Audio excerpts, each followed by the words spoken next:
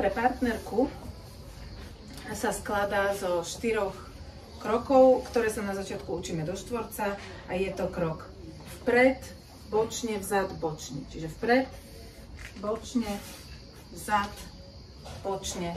To isté do opačnej strany.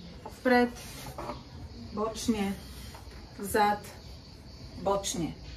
Najlepšie je trénovať si to tak, že si predstavíme, že objímame túto nejakého partnera, alebo tu máme nejaký stĺp a točíme sa okolo neho. Stále, keď idem do ľavej strany, tak sa stále točím, alebo stále pivotujem doľava, aby som sa nepomýlila v smere. Hop, hop, hop, hop. Alebo doprava. The hero for the lady consists of 4 basic steps or 4 simple steps: forward, side, backward, side, as I showed before, and we are trying to always turn to our partner. We imagine that we are holding a partner, or there is a column that we are embracing, and we turn to the side to face always the column or the partner.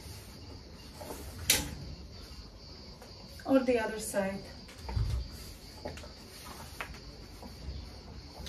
And as a leader, what we do is we basically do a hero to a rebound and invite our partner and try to stay on the spot, a small back step, and do small steps on the spot, and we join her with the side step.